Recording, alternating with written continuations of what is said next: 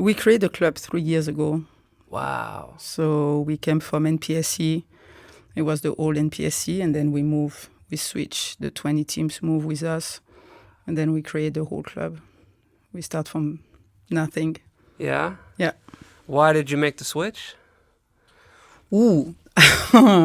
Just because NPSC was, I worked for them for 7 years, volunteer for 7 years. Yeah. But I only take care of the field, so I don't know about the bylaw and, the meeting and the finance and all this stuff. I don't know what the non-profits should do. Mm-hmm. And I was nothing of it. So when I move, 1 year I take a step back. Then all the question was raising, and so we decide to, let's build our own club. And at that time it was 20 teams, and then 18 following us. And the last two who stay in NPSC for 3 months follow us 6 months later. So, wow. So how many do you have total? Right now we have 26. 26 team. Wow. The difference is that NPSC I was basically running on my own, doing everything, and then there was 2 people on top who was in the office and do the finance. Mm-hmm. NP Elite there's 13 people in the board, and everybody do what they have to do, and I have more space for me stay in the soccer. So it's like 200 times better than what I was doing with NPSC, because those people know what they're doing. Now we do the meeting, we have a board, we have a law. Even me, I learned some stuff administratively, but it's 200 times better. That's good. Yeah. It's just more people involved and more people helping. Yes, and the people from the board are manager or parents or coach, so they are on the field, so they know what's going on. Yeah. So I think that's the key right there. If you have people in the board who doesn't pay attention, doesn't know the name of the team you have or how many teams you have, and doesn't know the problem on the field, there's a space here that you cannot, but they know what's going on.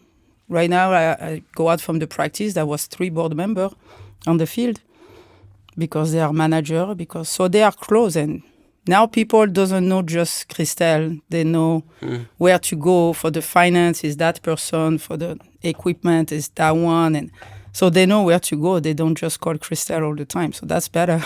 But everyone loves to talk to you. You're so popular. No, it's just the accent.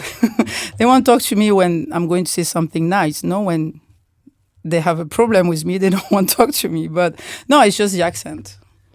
Well, do you want to talk a little bit about where you're from? Obviously, you're from France. Yes, it's Corsica. It's an island in south of France, in the Mediterranean Sea. It's beautiful. It's amazing. Yeah. Yeah. And when did you come here? How did you I get came over here 22 years ago.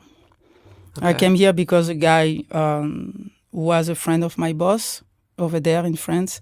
And then he told him then, I need some help for 6 weeks in summer. So I came here and didn't talk English.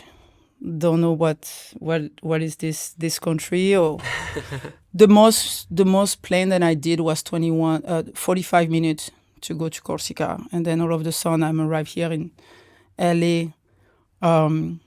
The freeway is like 6 lines everywhere. I mean, I live in a village. There was 21 people. Oh my gosh! 1 street, and only one car. If you have 2 cars, you need to stop to let it go. And then all of a sudden I'm here in Hollywood, and it's like, it's crazy.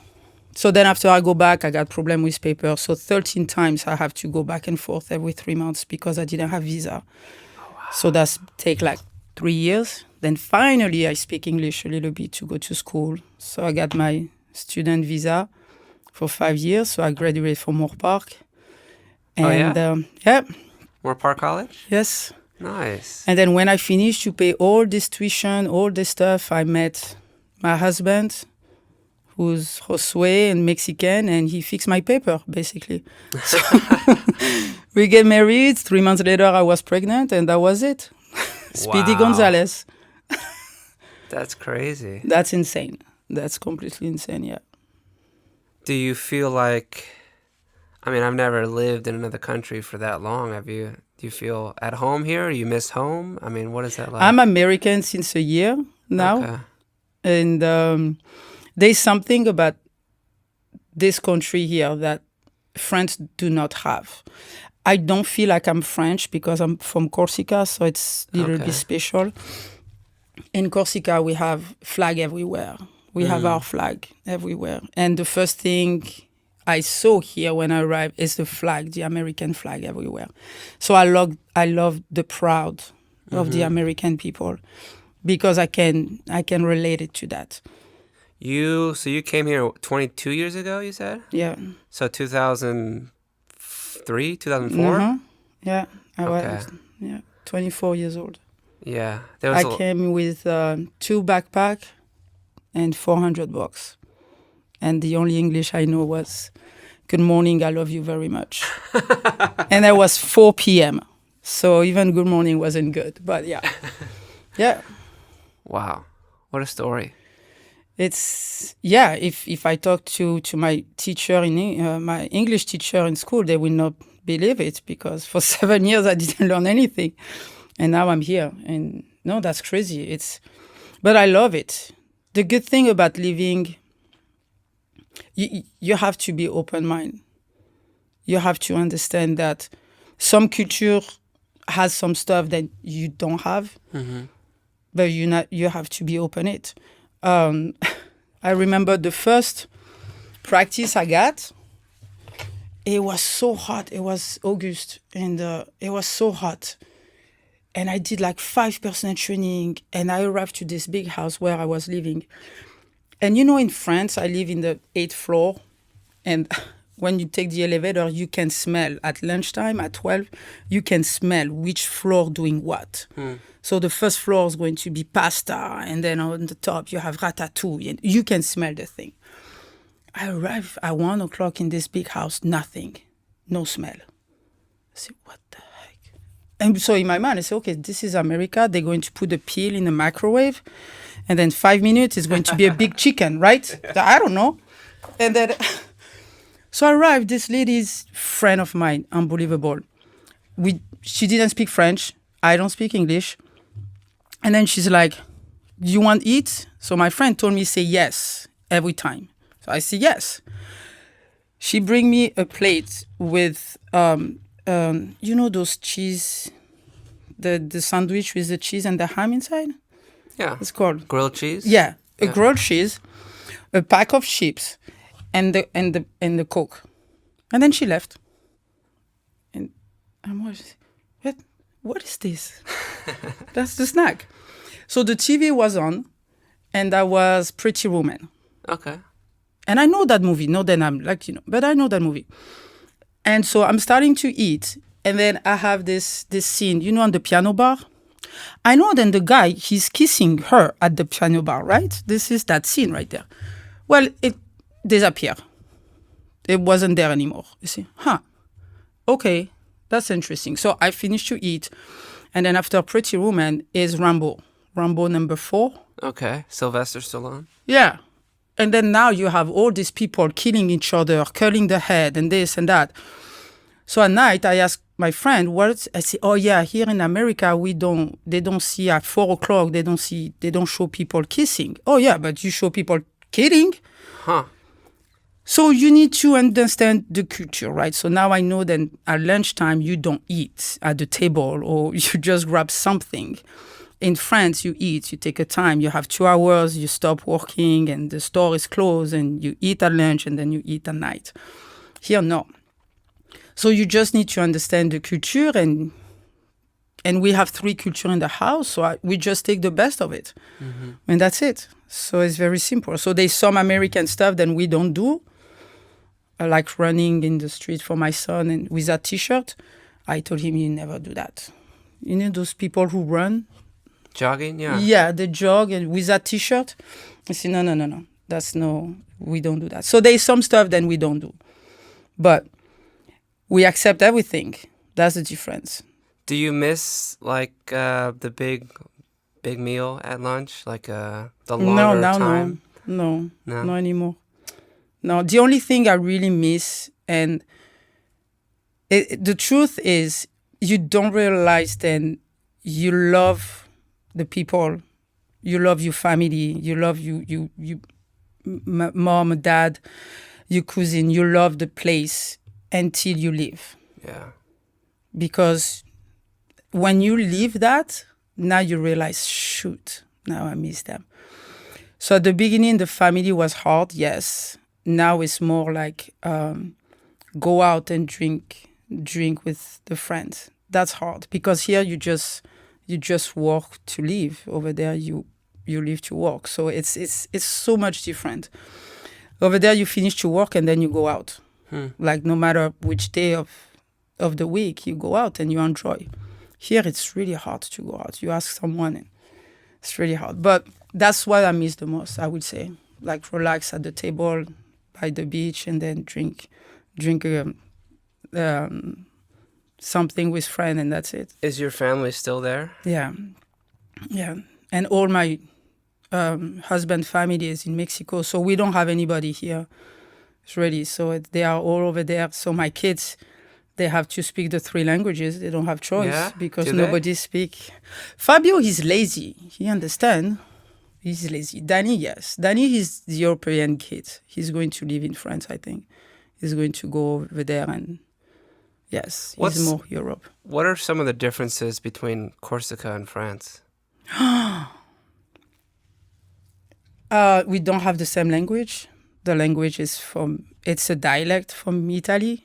Okay. Corsica was Genoa for 300 years. So France came and said, oh, we're going to get you. And then Corsica didn't want it. So there's a rivalry. They are Corsican first, and they are French because they don't have a choice. I see. That's the feeling we have. But it's a small island. It's a small island. Napoleon is born there, in Ajaccio. Napoleon? Did I say that right? Oh, Napoleon. Yes. Was born in Corsica? Yes, in Ajaccio. That's where I came from. Wow. So it's a big, we are no French. I have a Corsican flag in tattoo. I don't have the French one. Okay. I have the American one also, but I don't have the French one. They are not proud of being French, so... So they don't really speak French. They kind of speak Italian? In Corsica, no. Yeah. They speak their own languages. So an Italian will go to Corsica and understand. A French will not. Yeah. They will understand because it's Latin, but they will not. Italian and Corsican can have a conversation without any problem. French, no. Yeah. No. Wow. So, I mean, you grew up there. Did you travel to Italy or did you travel to France when you were younger? When my parents moved to France in Marseille because it's a very proud city and a very proud culture. So my parents has to divorce first to meet my mom, to be with my mom. And then you don't do that in Corsica. So he has to leave the island and live in France. So all of my family is in Corsica and my parents was moved to France because of that. But growing up, I never feel... I'm happy to be in Marseille. For Marseille, it's great, but I grew up without this mentality. I grew up as Corsican, which is you open the door and it's right open or you close it, but it's never in the middle. So it's not like if I like you, I will give you my shirt, I will give you everything, and without hesitation. But if I close the door, then you're done. You will not have anything for me. It's not in the middle. It's never gray. It's black or white. That's it. Wow. So you came to the States. Did you go anywhere else besides California? Hawaii. Hawaii? Yes. Okay. The guy when I arrived, he has a timeshare there. And then he invited me to Hawaii with his whole family. Wow. The guy took me, it's Chris, and he told the coach, he said, she doesn't speak French. She doesn't speak English. She has no idea what she's doing. Let her come with me and I will take care of her. So he was French and he came to the country when he was 10 years old. And then he told me, well, I try to give it to you now. It's because some people give that to my dad when he arrived with 4 kids. So he passed on. And he told me, I hope one day you will be able to do the same. So I'm waiting to help. But now he give me everything. He give me a car. He give me a food for a year and a half. He take me to all those places with his family. He has 3 kids. I was coaching one of them. But no, this unbelievable what they did. They did my wedding. They invite like 120 people in the class. We like I say with Josue, we get married right away, really quick, and then we didn't expect to have a party or nothing because I was already pregnant and we didn't have money, so we want to keep money for the kids. But Chris and Patty, they come and say, no, we need to have a party. So they open their house and we have a party. And they give me everything. Like I start with them. This is my American parents. Yeah. And this is your boss's friend from Corsica. Yeah. Wow. Yeah. Yeah. Big thank you to those people. It's insane. Let's talk a little bit about soccer. Was there any soccer or football on the island in Corsica? Like, where does that come from? Where did your love of soccer come from? My dad probably. He was playing, and then I don't know. I grew up in Marseille, so Marseille is a big. That's the only club who won the Champions League. So I don't know. As far as I remember, I have a ball on my feet. So I play with the boy because it wasn't girl at that time. I never played club until 16 because my mom didn't want. So I did all the sport. I learned how to juggle with a basketball because she put me in the basketball for 2 years. And I was juggling during the warm-up. I was juggling and then doing the head and try to kick the ball with the volley. And the coach said, no, you don't do that. I was crossing too, so I was dribbling on the side and then I cross. And no one was there. The coach said, we don't do that. We pass the ball. Yeah. But yeah, when they called for a 3-throw, I was saying PK. No, that's no PK. So, wow. But no, everything was relating to soccer. And as far as I know, I love every sport, but soccer was the main one. When I finished the school, we go to a friend and we play soccer. In Corsica, my cousin was bathing with me, with his friend, because I was the only girls playing soccer. So they always take me in the last. You know, when they make the team, I'm the girl. So yeah, so you can go with them. They didn't want me. And then my cousin, I didn't know, I bet you then she's going to score 5 goals right now. And he bet $10 every goal. So he make a lot of money without telling me. I was 12, 13 years old. And then, I score all those goals. Then the next day, they take me first. Yeah. I was the first pick, yeah. That's awesome. But I play always with boys and older boys. But no, I don't know. It's always been like this. Always. Yeah. Did you follow Marseille as a kid? Yeah. The club as a kid? Yeah. Oh, I have the thing, and I was in the tattoo. I was like 16 years old, and I was doing the drums. The drums in the fan in the north on the north side. Oh, I was on the TV every single weekend. My mom can see me on the TV. She know where I was. Oh yeah, I was. Yeah. When they won the Champions League, I have a motorcycle. At that time, I was 17, I think. I have a motorcycle, and I run around all the city with everybody. My teacher, my math and teacher saw me, and then the next day says, so, Christelle, how was it last night? Oh, that was good. But no, Marseille is insane. It's a particular city. It's the best for soccer, the best. Yeah. I know that here in America, Paris, but you go to the stadium in Marseille, there's nothing compared to Marseille. Nothing.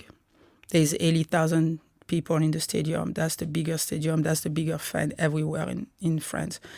It's nothing. Paris is just built because of the Qatar. They don't have because of the money from Qatar. Money, but they don't have history. Marseille has a history about going down to Division 2 and going up, and they build Marseille from the people. Mm-hmm.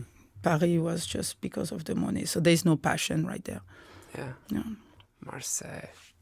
You still follow them? Oh yeah. Yeah. Oh yeah. How did they do this year? They finished second place. Okay. Roberto De Zerbi was coach. So, yes.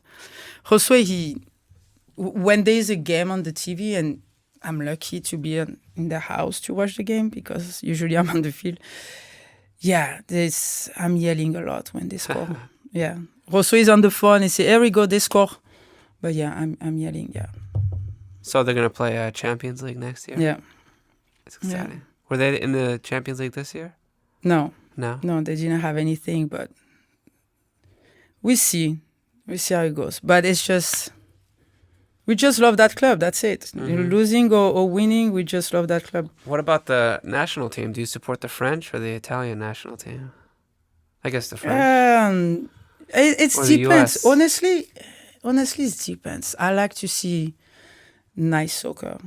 I don't like the French team, even though if they were world champions or European champion. The way that they play with Deschamps, with the coach right now, I don't like his style of playing. I don't enjoy to see the French play. Mappé, he's just fast, so we send him the ball in front and that's it. But I don't enjoy them playing. I think he's a little overrated. Mbappe. Yeah, because all he has speed. Technically, I don't see him. He do one thing good and then 10 things bad. So after I understand the concept, when you have a fast guy like this, what you do? You stay in defense, you create space, and then when you have the space, you send a long ball, and that's it. Yeah. So that's their game. I understand. It's like you might as well play youth soccer. Yeah, exactly. But it's... do I was sad then they lose in the last final? Yes, I was, because I think everybody wanted Messi to win, and I don't think that was the right thing. But yeah, I don't like the way they play. I don't like it. I don't enjoy it. He's I don't think he's going anywhere. He's the coach, Deschamps, right? No, he's leaving forever. after now. He's leaving after that. He's leaving. Oh, he is? Oh yeah. Okay. Yeah. Who's going to be the new coach?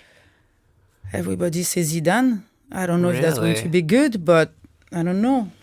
Do you think... I mean, he did a good job at Madrid. Yes. But I don't know. You never know. It's hard to... he did good to deal with all the ego in Madrid. Yeah. He did good. But the national team, it's different than club. Yeah. So the management is different. So we see. I don't know.